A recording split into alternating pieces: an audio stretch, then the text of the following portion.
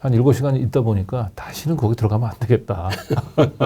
어떤 일을 있더라도 이 구속은 피해야 되겠다. 영장 기각? 이렇게 살짝 얘기하더라고요. 그래서 기각됐나? 내가 잘못 들었나?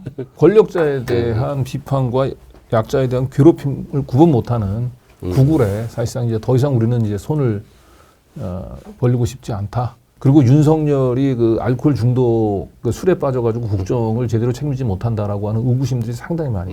윤석열이 충남술자리에 나타나는 시간은 새벽 1시보다는 10시일 가능성이 높다. 그렇죠. 검찰 내부에서 한동훈 장관과 부인과의 사이가 좋지 않다. 심지어는 별거한다. 이런 얘기가 공공연하게 돌아요.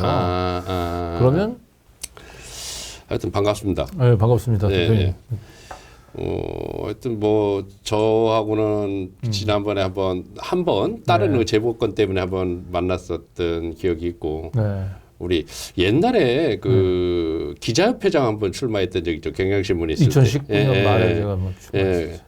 그때 제가 조금 네. 한번 대전일보를 한번 왔었던 기억이 대전일보 갔습니다.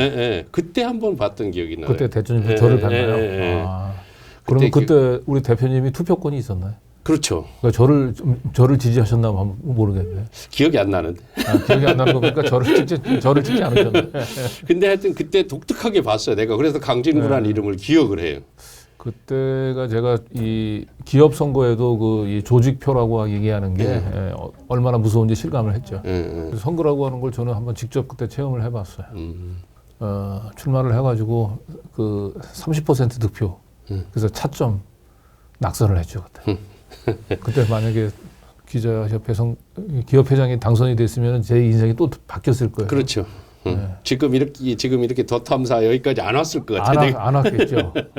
왔는데 저는 기자로서 제가 더 지금의 삶이 막 기자협회장 됐던 것보다 훨씬 더 다행이라고 생각을 해요.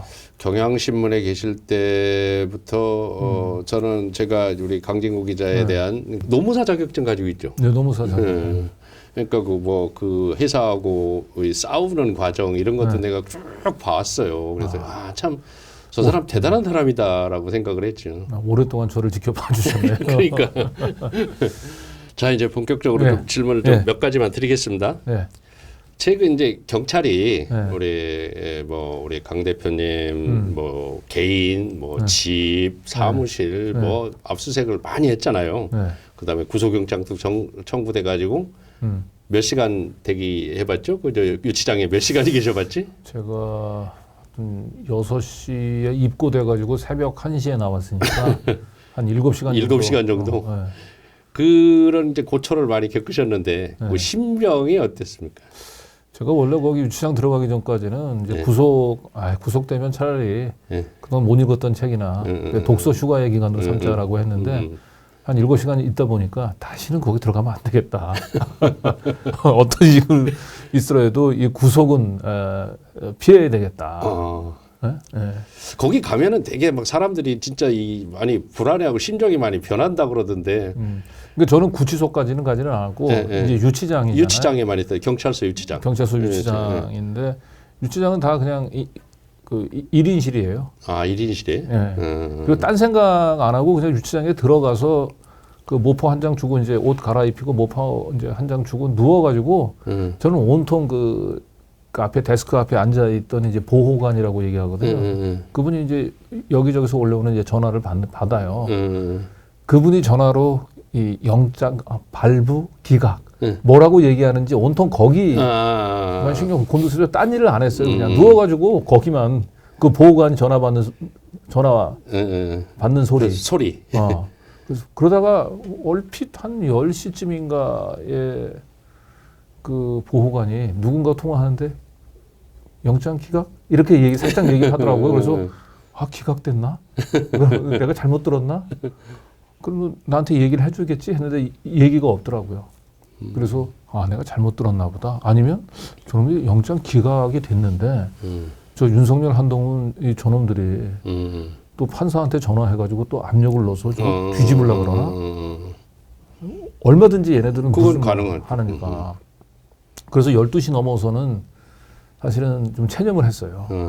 아, 얘네들이 진짜 또 그 온갖 인맥을 동원을 해가지고 판사를 압력해서 넣어가지고 영장 기각된 영장이 거를 발부되겠구나. 발부되겠구나라고 했는데 새벽 1시 가까이 돼가지고 보호관이 오더니 영장 기각됐습니다라고 얘기했더라고요. 그래서 아 정말 뭐 지옥문에 갔다가 온 기분이었죠. 하여튼 고생하셨고. 근데 이제 지금 경찰이나 검찰 이 사람들이 한동훈이나 이제 윤석열이가 이게 그냥 여기서 그냥 말지는 않을 것 같단 말이죠. 또 영장이 또 청구될 수도 있다고 생각을 하시나요? 그리고 또 대비 그러면 영장이 청구됐을 경우 어떻게 대비를 할 건지. 일단 저에 대한 저희 더 탐사하고 저에 대한 이 윤석열 한동훈 공안 이 탄압은 아마 중단되지는 않을 거예요. 그러니까 저희가 지금 온갖 명예훼손 등으로 지금 한 10여 개 정도 지금 경찰서에 지금 사건이 가 있거든요.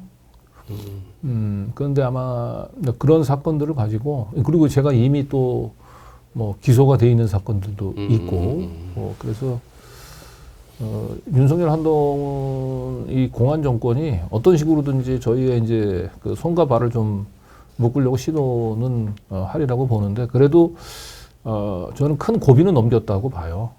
왜냐하면 이번에 이제 그 영장이 이제 기각되는 것이 좀 윤석열 대통령이 국무회의에서까지 직접 더 탐사에 대해서는 법을 위반한 것에 대한 이 고통을 느끼게 해주라고까지 지시를 했는데도 불구하고 영장이 기각됐단 말이죠.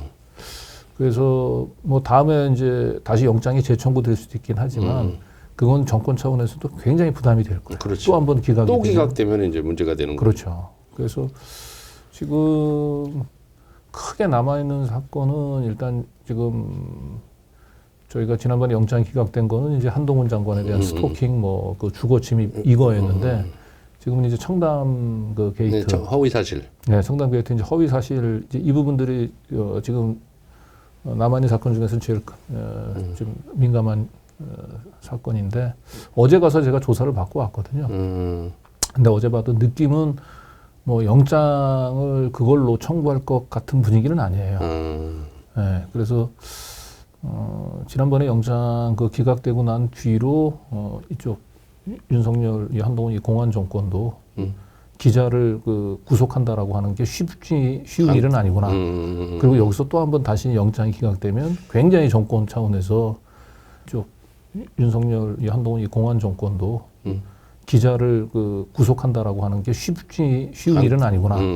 그리고 여기서 또 한 번 다시 영장이 기각되면 굉장히 정권 차원에서 경찰관들마다 조금씩 개인차는 있긴 있어요. 예, 그런데 예를 들면 이제 저희 집에 이제 압수수색 지난번에 그 한동훈 장관 주거 침입 관련해서 압수수색 들어왔 한 10여 명 정도의 경찰관들이 들이닥쳐서 저희 집들을 이제 샅샅이 이제 훑고 나가는데 너무 나는 진짜 그 내 영혼이 다 그냥 그 털린 듯한 느낌에 굉장히 허탈했거든. 근데 이제 쫙 압수수색이 끝나고 이제 쭉 나가는데 맨 마지막에 경찰관 한 명이 그냥 남아서 주춤주춤 하더니 나한테 와서 그냥 저한테 자기 입으로 얘기하더라고요. 강사님 죄송합니다. 라는 얘기를 해요. 압수수색을 했던 경찰관이. 그러니까 그 본의가 아니기 때문에 그 사람들은 어쩔 수 없이 자기도 생각이라는 게 있는 거고. 그리고 이제 엘리베이터 내 집 앞에서 나가서 이제 엘리베이터 왜냐면 제 핸드폰을 이제 압수를 했기 때문에 이제 가서 이제 이미징 뜨는 작업 참관하기 위해서 이제 같이 가는데 엘리베이터 앞에서 있으면서 내가 이제 그런 얘기를 했어요. 뭐 또 여러분이 했던 이 오늘의 이 행위가 5년 후에 윤석열 정권이 천년만년 가는 거 아니지 않냐. 5년 후에 윤석열 정권 어떻게 돌아올지 어떻게 역사 속에서 어떻게 평가받을지를 잘 생각하시라고 얘기를 했더니 저한테 이제 미안하다고 했었던 그 경찰관이 또다시 그래요. 그냥 유구무원입니다. 라는 얘기를 하고요. 그리고 그 다음에 뭐 가서 이제 포렌식도 하고 경찰에 가서 이제 조사도 이제 받고 그러는데 경찰관들도 정말 자기네들 노골적으로 자기네들 이게 좋아서 하는 일 아닌 거 아니지 않습니까? 알지 않습니까? 라는 얘기도 하고 정말 다시는 더 탐사를 압수수색하거나 이러고 싶지 않다. 자기들도 너무 힘들다. 자기들도 힘들 거예요. 기본적으로 이 시민들의 후원이나 응원을 받는 그런 데를 대상으로 그러니까요. 강제적으로 강압적으로 뭘 한다는 생각이 들면은 본인들도 엄청 부담스러운 무슨 살인 강간범 잡는 게 아니잖아요. 그죠? 아니 생각해 보세요. 그 저기 법무장관의 그 자택 방문해서 초인종 두 번 누른 걸로 압수수색을 10번을 하고 기자들 상대로 해서 영장까지 쳤는데 그게 얼마나 부당한 걸 경찰관들이 모르겠습니까? 그런데 위에서 시키니까 어쩔 수 없이 하긴 하는 거지만 그래서 우리가 이제 압수수색 들어올 때마다 우리는 그냥 생중계를 해버리잖아요. 자기의 얼굴 심지어는 여기 이제 뭐 명찰 있으면 명찰도 노출이 되니까 자기가 원치 않는 그 일들이 이게 외부에 나가니까 자기도 그런 일들에 이제 동원되는 게 너무 부담스러운 거죠. 자, 최근에는 이제 어찌됐거나 뭐 한동훈에 의해서 그런지 누군가에 의해서 구글에서 이제 우리 더 탐사 이제 수익 창출이 이제 금지됐잖아요. 중지됐잖아. 어려움을 겪을 텐데 이때 뭐 우리 저희 독자들도 있으니까 한번 어떻게 좀 도움 요청을 한다든가 지금 겪고 있는 그 어려움을 어떻게 타겟책이 뭐 있으면 좀 설명 좀 해주시죠.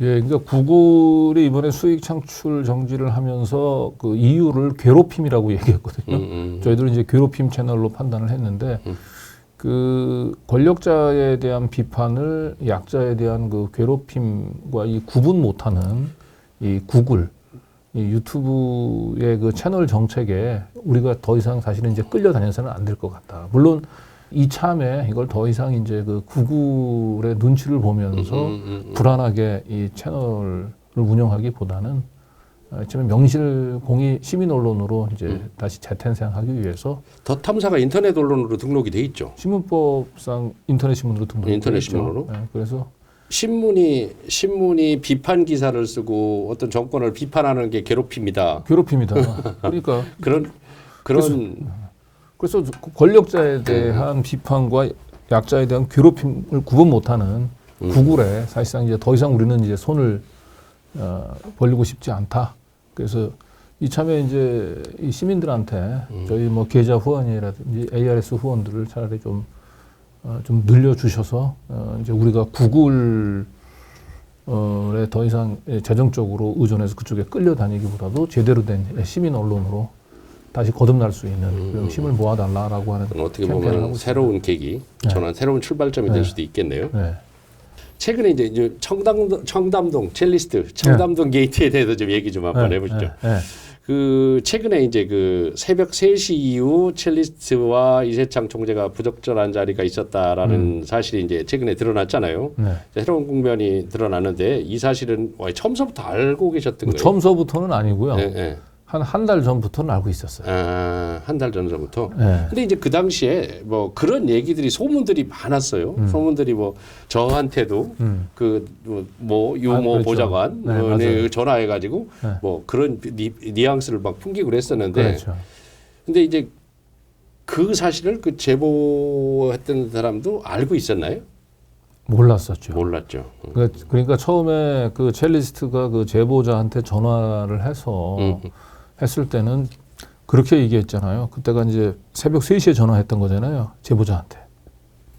그래서 그 윤석열 거기서 멧돼지라고 표현했죠. 멧돼지가 왔어. 그게 새벽 1시야. 그리고 3시간을 놀다 갔어. 이렇게 얘기를 했거든요. 그러니까 그 통화 녹취에서는 저도 처음부터 좀 이상했던 게 왜 새벽 1시에 그 윤석열이 왔다고 얘기하는데 3시간을 놀다 갔다고 얘기하지? 남자친구한테 전화를 걸었던 건 새벽 3시란 말이에요. 그러면 한 2시간을 놀다 갔다고 얘기해 맞는데 왜 새벽 3시에 갔다 그러지? 저도 그게 처음에 되게 찜찜했어요.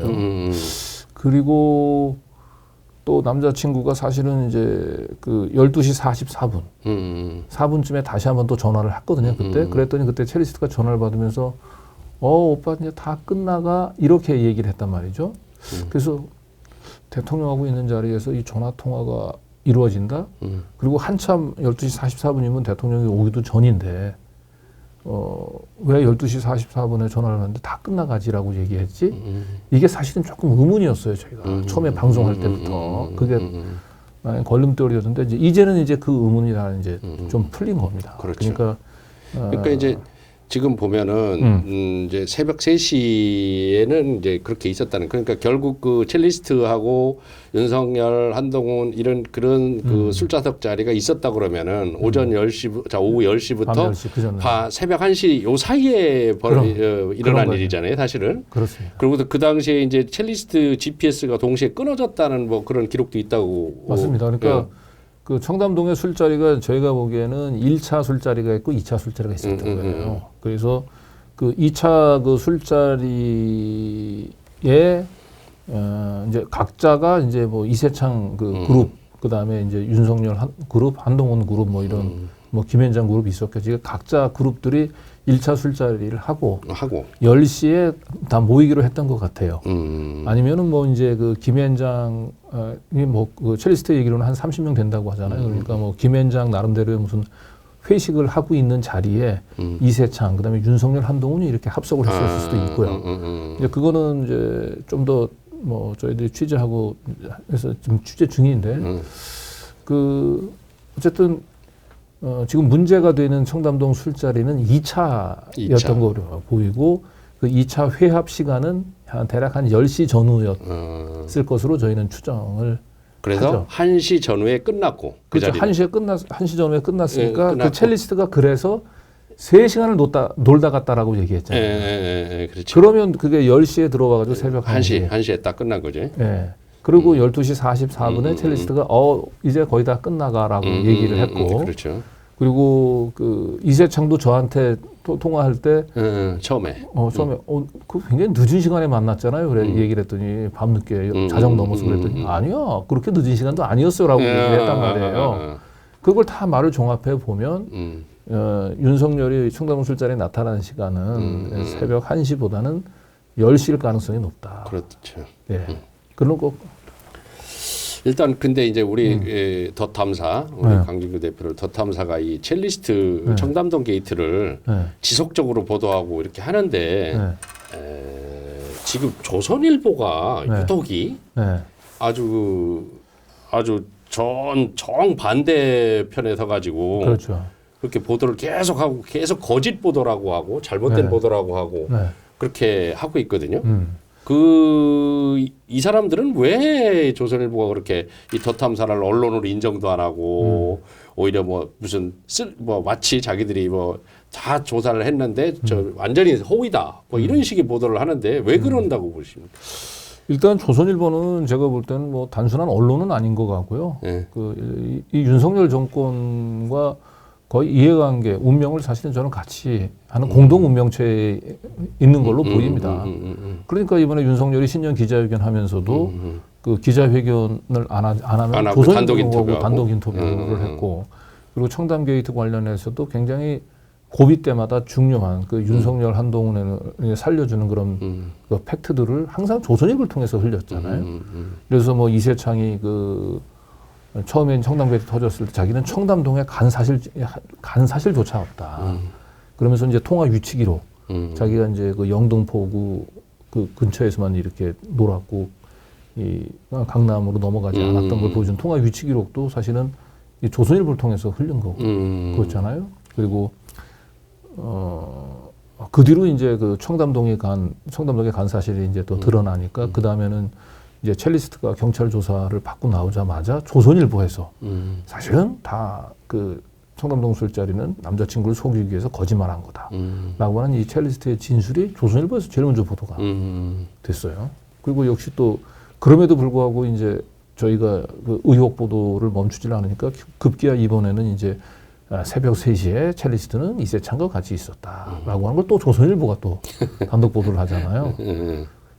그리고 심지어는 이번에 첼리스트가 이세창과 새벽 3시에 그 같이 있었다라고 얘기하는 건 그 CCTV를 통해서 확인했다. 이런 얘기를 조선일보가 하죠. 근데 생각해 보십시오. 기자가, 언론사가 어떻게 CCTV를 통해서 확인할 수 있습니까? 그러니까 이거, 그리고 첼리스트가 조사를 받은 바로 다음 날 어떻게 또 거짓말했다는 진술을 조선일보가 보도할 수 있겠습니까? 이거는 거의 경찰 쪽에서 조선일보에 그냥 흘려주는 거죠.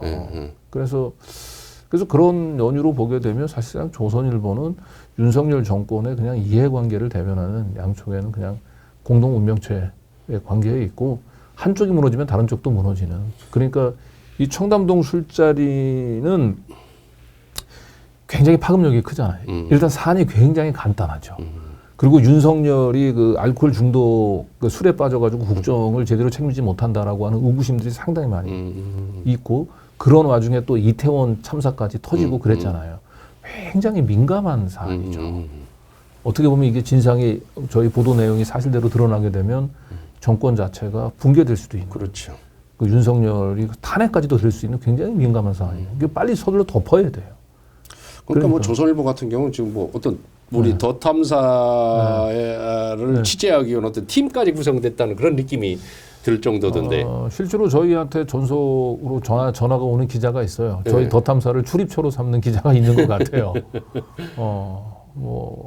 자, 그렇게 하고 이제 이제 한동훈 장관 쪽으로 사건 쪽으로 한번 넘어갑니다. 처음에 한동훈 장관 집을 찾아가게 된 계기가 무슨 사건 취재를 하다 보니까 그걸 갈 수밖에 없었던 거죠. 일단은 그날 찾아가게 된 계기는 뭐 사전에 우리가 치밀하게 계획하고 간 것은 아니에요.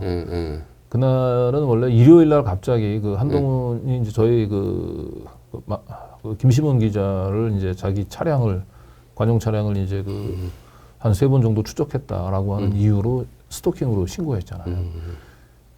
그런데 이제 사실은 생각해 보십시오. 뭐 장관의 개인 차량도 아니고 관용 차량을 기자가 뭐하러 추적하겠습니까? 취재 때문에 추적하는 거잖아요. 누가 보더라도 취재 활동이 뻔한데 그걸 스토킹이라고 하고 처벌해달라고 하는 법무장관이나 그게 신고됐다는 이유로 해가지고 심지어 압수수색 영장까지 받아가지고 기자 집을 찾아간 경찰관이 너무 이게 말이 안 되는 일이 일어났잖아요. 그래서 저희가 그때 압수수색 영장을 들고 저희 그 김시봉 기자 집을 찾아왔던 수서경찰서를 저희가 항의 방문하러 갔던 거예요. 근데 이제 항의 방문하러 갔는데 수서경찰서에서 이제 저희가 거의 그 생중계하면서 이제 그 수서경찰서에 들이닥쳤거든요. 그랬더니 수서경찰서에서 아무도 없더라고요. 다 도망간 거죠. 뭐. 그래서 일단은 이제 오후에 다시 오자라고 하면서 이제 그 점심을 먹으러 가던 차 안에서 가만 보자. 여기 보니까 이 수서경찰서 부근에 도곡동 타워팰리스 한동훈 장관이 여기 살고 있지 않냐. 그럼 한번 이참에 우리가 한번 한동훈 장관 집에도 가보자. 그리고 왜 그때 한동훈 장관 이 자택 방문이 이제 저희가 필요했냐면은 한동훈 장관을 상대로 해서 저희가 취재할 때 그 어떤 방법도 없었어요. 일단 전화 안 받죠. 문자 씹죠. 심지어 공보관한테 전화해가지고 그 우리가 문의한 사안에 대해서 답변 달라고 그러는데 답변도 없죠. 많아지. 그 심지어는 또 이제 국회 그 상임위 법사위 열렸을 때 거기에 찾아가서 또 물어보다가 장관의 통행을 방해했다는 이유로 우리는 저 국회에서 출입정지까지 당했어요. 그다음에 법무부는 이제 저희가 등록 기자가 아니니까 법무부 아침에 출근할 때 못 하고 방법이 없어요. 자택 방문밖에는. 그래서 마침 여기 온 김에 한번 가보자라고 해서 방문한 거예요. 그리고 이제 우리는 좀 신사적으로 하기 위해서 그냥 그 자택 방문하기 전에 이제 한동훈 장관 취재한다라고 하는 걸 저희가 이제 그 앞에 타워팰리스 서가지고 이제 예고를 하고 갔던 거죠. 네. 뭐 특별한 이제 그러면 내용이 있어가지고 간 건 아니었네요. 그러니까 그때 당시 그때 당시에는 이제 우선 첫 번째로 물어보려고 했었던 게 아니 장관이 그 취재 목적으로 그 장관의 이제 퇴근길을 추적했었던 이런 기자를 스토킹으로 신고하고 당신이 그 스토킹으로 신고한 것 때문에 경찰관이 기자 집에 휴일날 이렇게 압수수색까지 나왔는데 이게 법무장관으로서 이게 본인이 원하는 결과인지 이 부분에서 어떤 생각을 하는지를 한번 좀 물어보고 싶었고 그리고 이미 이제 그때 당시에는 이제 청담동 술자리가 이미 많은 이제 그 공적인 관심 사안이 됐기 때문에 그래서 그 장관이 더 이상 이제 첼리스트 뒤에 숨지 말고 본인이 직접 그날의 그 부재 증명, 알리바이를 제시할 용의는 없는지 그걸 이제 물어보러 갔던 거예요. 근데 우리는 이제 흔히 생각하면 보통 아파트 단지 앞에 보면 이렇게 인터폰이 있잖아요. 거기서 이제 이제 호시를 누르면 이제 인터폰으로 지금 한데 그 질문을 좀 하려고. 그리고 그 부분에 대해서 뭐 제대로 답변 안 할 가능성은 높지는 않지만 그래도 저희가 이 두 가지 질문을 했을 때 한동훈 장관이 어떤 반응을 보이는지 그 자체도 굉장히 저는 그 국민의 알 권리 차원에서 중요한 취재 활동이라고 봤는데 저희 예상을 깨고 타워팰리스가 그런 인터폰이 아니고요. 그 현관이 그냥 개방형이더라고요. 아, 그냥 아무나 들어갈 수가 있어요?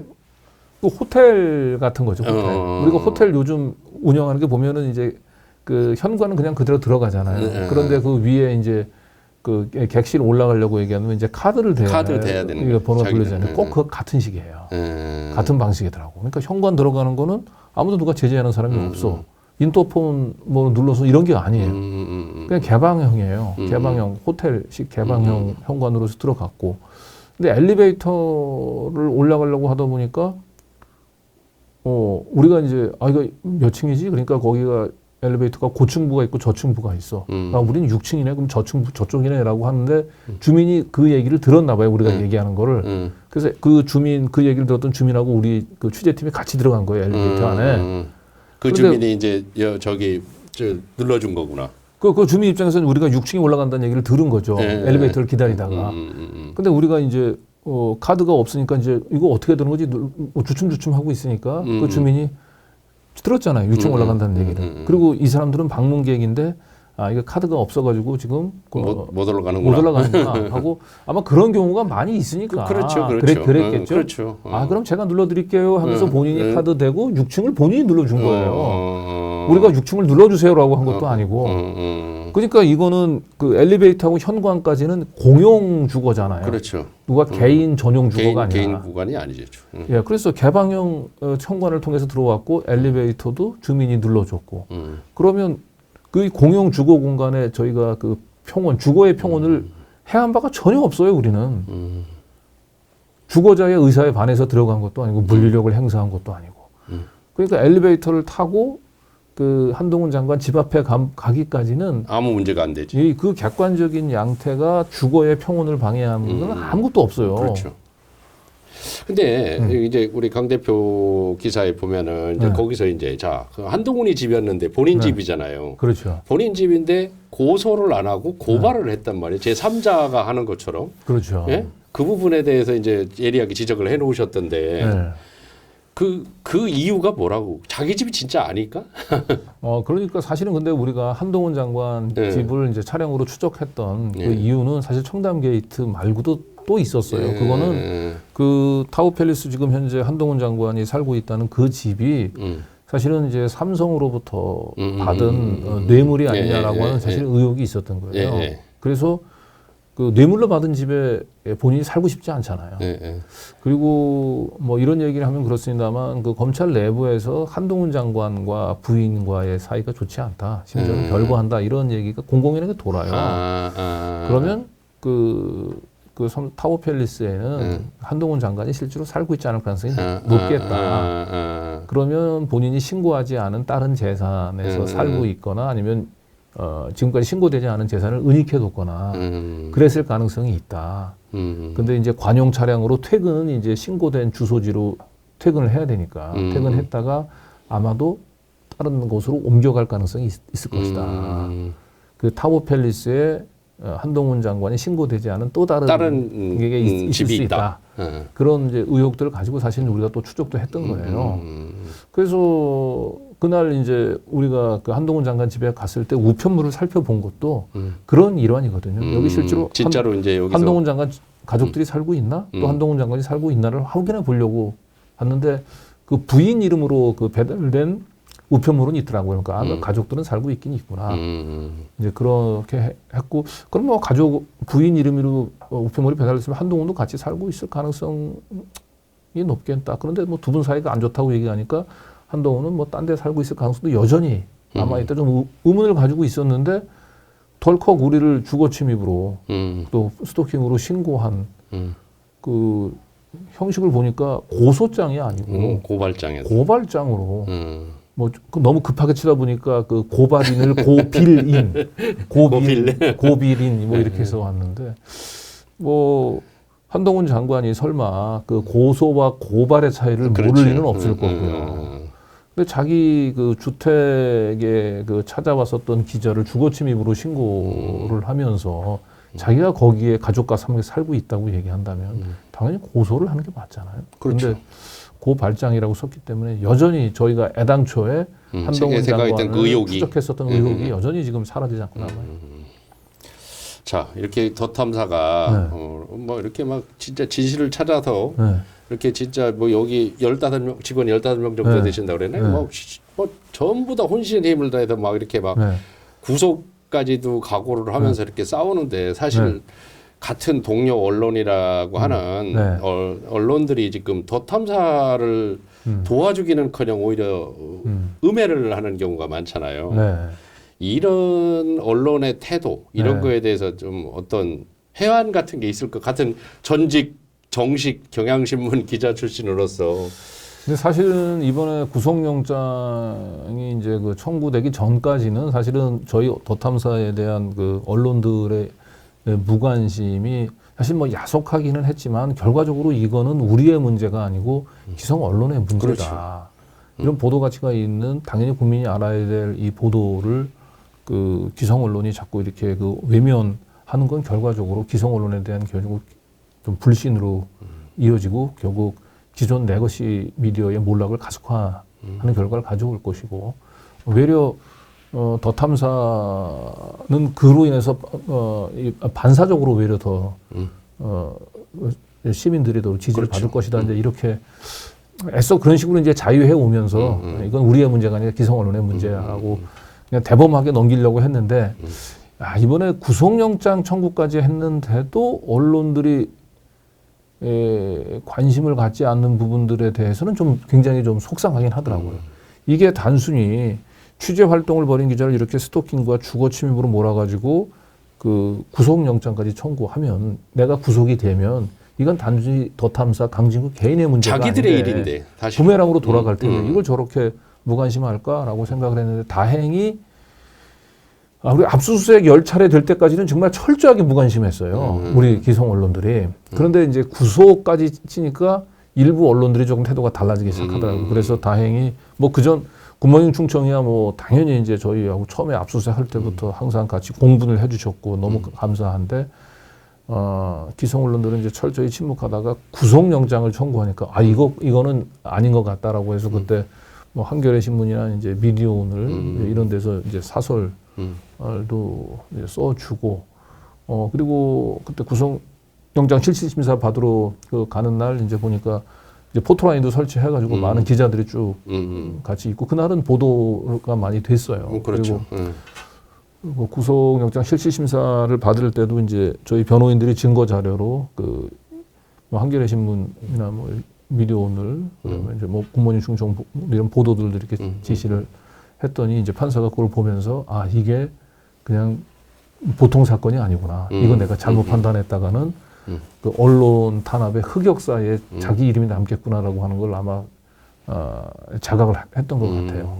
그래서 다행히 뭐 제가 구속영장이 청구된 것들이 어쨌든 이 언론들이 이 윤석열 정권의 극악한 언론 탄압에 관심을 갖게 된 계기는 되긴 됐지만 그럼에도 불구하고 이건 사실 기네스북에 나올 일이잖아요. 그렇죠. 자, 우리 이거 인터뷰를 좀 정리하는 차원에서 그동안 이제 명문대도 나오시고 우리 강 대표님 보면은 뭐 메이저 언론, 소위 말해서 메이저 언론에도 속된 말로 잘 나가시던 기자였었는데 어떻게 보면 좀 편하게 살 수도 있었을 것 같은데 지금 이런 이제 치열하게 막 이렇게 투쟁을 하면서 이런 살아가는 삶을 선택을 하셨단 말이에요. 그 배경이나 혹시 이유, 본인이 어떤 이유에서 난 이렇게 할 수밖에 없었다. 이런 부분에 좀 설명 좀 해주시죠.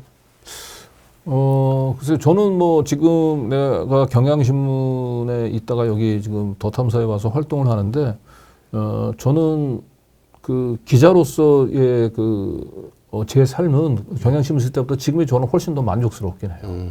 지금이 더 만족스러워요. 왜요? 그러니까 사실 경향신문에 있을 때는 뭐 구체적으로 누가 뭐 이렇게 억압을 하고 그런 것은 아닌데 뭔가 스스로 자기 검열되는 분위기가 분명히 있었단 말이죠.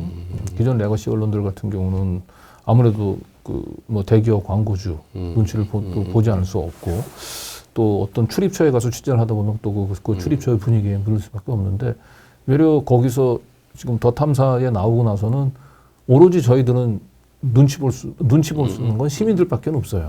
그러니까 오로지 제대로 된 이제 시민 언론으로 독자들 눈치만 보면 되는 거죠. 그렇죠, 진짜. 그래서 시민들 눈치만. 경향신문이 뭐 그 이제 하나그룹 이제 재벌 언론사에서 이제 독립을 하면서부터 이제 오로지 우리가 두려운 것은 독자뿐이다라고 얘기를 했습니다만은 실제로 제가 느끼기에는 경향신문에서 과연 독자들만 두려운 건 독자들 뿐이었겠는가. 그동안에 사실은 뭐 2019년도에 조국 장관 사태라든지 뭐 이런 윤석열 검찰의 이 권력 남용들에서 제대로 그걸 견제하지 못하면서 엄청난 많은 시민들이 경향신문을 논조에 대해서 실망하고 떠나갔단 말이에요. 독자들을 중요시하는, 독자들을 두려워하는 그런 신문이라고 얘기한다면 그런 일은 없었겠죠.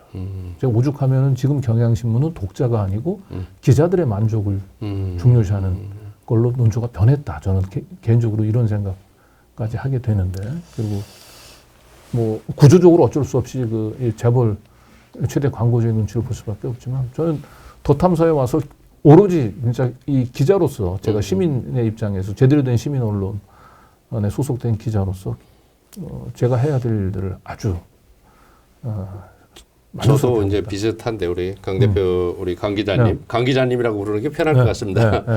강 기자님이나 저나 이제 비슷한데 저도 이제 뭐 굿모닝 충청이라는 언론사를 제가 이제 주주로 있지만은 그냥 저도 제 마음대로 진짜 이 독자들 눈치만 보면서 진짜 저는 독자들 눈치밖에 안 보거든요. 지금 볼 수밖에 없고 하여튼 뭐 앞으로도 계속 같이 우리 강 대표님 제가 저희 굿모닝 충청에 응원하고 응원하면서 강 대표님 하시는 일 옆에서 열심히 돕겠습니다. 서포트하겠습니다. 굿모닝 충청은 저한테 굉장히 소중한 매체예요. 이제 2020년도에 제가 그 경향신문에 있으면서 박재동 화백 가짜 미투 의혹 기사를 썼다가 기사 삭제당하고 그때부터 열심히 썼습니다. 그때 진짜 굿모닝 충청이라고 하는 매체가 갑자기 저한테 나타나서 저를 어마어마하게 응원을 했거든요. 맞아요. 이 미투 제가 이제 늘 얘기하지만 이제 미투 계엄령 그 당시에는 뭔 말만 하면 뭔가 가짜 미투 의혹만 제기하게 되면 뭐 2차 가해 딱지가 붙던 근데 그 시절 엄혹한 시절이었어요. 지금 생각해보면. 근데 그때 용기 있게 이 기자는 어쨌든 그 어떤 외압과 상관없이 오로지 진실을 추구해야 된다고 하는 그 가치에 그것 때문에 탄압받는 이제 강진구 기자의 그 일들을 남의 일처럼 생각하지 않고 이렇게 같이 보도해준. 그래서 지금도 제가 징계무효소송 지금 청구하면서 굿모닝 충청의 기사를 증거자료를 많이 법원에다가 제출을 하고 있는데 그때부터 사실은 이제 굿모닝 충청에 제가 빚을 많이 지고 있고 그리고 그때 2020년서부터 처음 인연을 맺었던 우리 정문영 기자님이 안타깝게 얼마 전에 이제 유명을 달리해서 너무 좀 가슴이 좀 아파요. 그리고 제가 늘 빚을 갚아야 된다는 생각을 하고 있는데 어느 날 확 가버리니까 그냥 저는 이제 빚만 남아 있어서 그런데 어쨌든 그래서 굿모닝 충청만 생각하면 그냥 뭐 든든한 내 형제 같은 생각이 들어서 다시 한번 그래서 굿모닝 충청 이렇게 방문해 주셨으니까 다시 한번 이렇게 굿모닝 충청과 굿모닝 충청을 이렇게 좀 튼튼하게 좀 해주고 있는 굿모닝 충청의 독자분들한테도 다시 한번 감사를 드리고 뭐 새해 소망은 뭐 특별하게 거창할 게 없잖아요. 저희들이 지금까지 해온 일들, 권력에 대한 비판, 감시, 그 어떤 자기 검열 없이 두려움 없이 계속 해 나가는 거. 더 탐사도 올해 좀 우리 시민, 우리 국민들을 위해서 좀 더 가열차게 싸워주시고 저도 열심히 더 탐사 응원하고 같이 함께 하겠습니다. 고맙습니다. 네, 감사합니다. 굿모닝 충청도 힘내십시오. 고맙습니다.